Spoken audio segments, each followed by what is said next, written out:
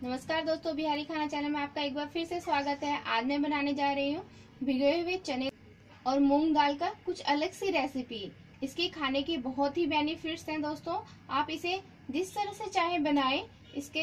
आप इसे चाहे तो स्प्राउट कर सकते हैं, यानी अंकुरित कर लें।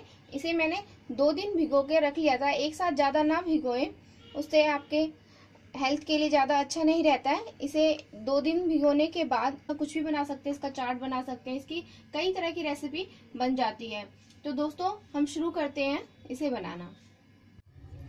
तो मैंने एक यहाँ पे प्याज काट लिया है, 4 हरी मिर्ची इसे बीच से मैंने कट कर लिया है इस तरह से, धनिया पत्ता, और हमने लिया है मसालों में हल्दी, नमक और हींग। दोस्तों हम ज्यादा मसाला इसमें यूज नहीं करते हैं। इसे आप एज ए इवनिंग स्नैक्स भी बना सकते हैं। तो मैंने ऑयल गर्म होने के लिए रख दिया है। सबसे पहले हम इसमें 2 चुटकी हींग डाल लेंगे। हींग से हमारा पाचन अच्छा रहता है, इसलिए सबसे पहले 2 चुटकी हींग डाल ले। अब हम इसमें प्याज डाल लेंगे। प्याज को हल्का सा हम फ्राई कर लेंगे। प्याज को हम 1 से आधे मिनट फ्राई कर लेंगे। उसके बाद हरी मिर्ची इसमें ऐड करेंगे। हल्का सा पिंकिश हो जाने के बाद हम इसमें हरी मिर्ची डाल देंगे। थोड़ी सी और फ्राई होने देंगे। उसके बाद हम इसमें हल्दी पाउडर डालेंगे।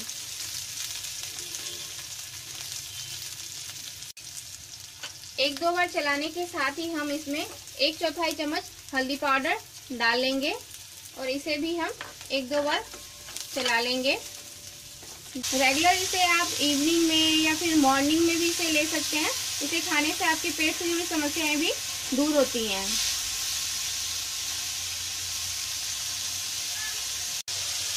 जैसे दोस्तों इसमें हल्का हल्का पानी सा एहसास होता है, इसमें हल्का सा पानी रहता है, नमी। ये खत्म हो जाने के बाद हम इसमें नमक डालेंगे और इसे हम 1-2 बार ढककर फ्राई कर लेंगे। 1 मिनट तक ढक के फ्राई करने के बाद इसे हम फिर से प्लेट हटा लेंगे इससे, और इसे चलाते हुए अब हम इसमें नमक डाल देंगे। नमक स्टार्ट में इसलिए नहीं डाला था क्योंकि इसमें नमक डालने के साथ ही पानी निकलना शुरू हो जाता है और फिर प्याज जो होते हैं वो क्रिस्पी फ्राई नहीं हो पाते हैं। इसलिए 1 से 2 बार आप ढक लें, 1-2 मिनट के लिए। उसके बाद प्लेट हटा के इसमें नमक डाल के फिर इसे फ्राई करें तो इसका टेस्ट बहुत अच्छा आएगा।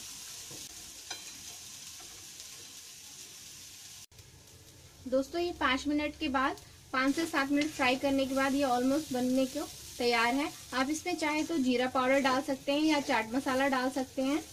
और खाने के लिए आप इसको पोहे के साथ खाएं या फिर मुरमुरे के साथ खा सकते हैं। आप नींबू के साथ भी इसे खा सकते हैं। आप इसमें नींबू डाल लें। मैंने सिर्फ यही मसाले डाले हैं क्योंकि इसको जितना हम लाइट बनाते हैं उतना ही इसका हेल्थ बेनिफिट होता है। तो आप इस तरह से इसे बना लें। ये ऑलमोस्ट बनकर हमारा तैयार है। अब इसमें मैं हरा धनिया पत्ता डाल दूंगी। आप जितना चाहे क्रिस्पी करना, इसे आप क्रिस्पी कर सकते हैं। इसे हम बहुत ज्यादा पकाते नहीं हैं ताकि ये टेस्ट में अच्छा आए और हेल्थ के अकॉर्डिंग भी ये अच्छा रहता है।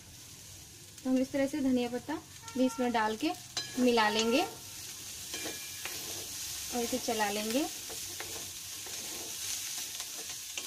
मूंग की फ्राई बनकर तैयार है।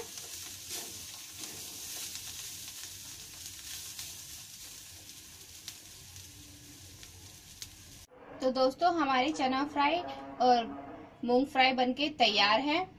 अगर आपको मेरा ये वीडियो पसंद आए तो मेरी वीडियो को लाइक करें, मेरे चैनल को सब्सक्राइब करना ना भूलें। Thank you for watching.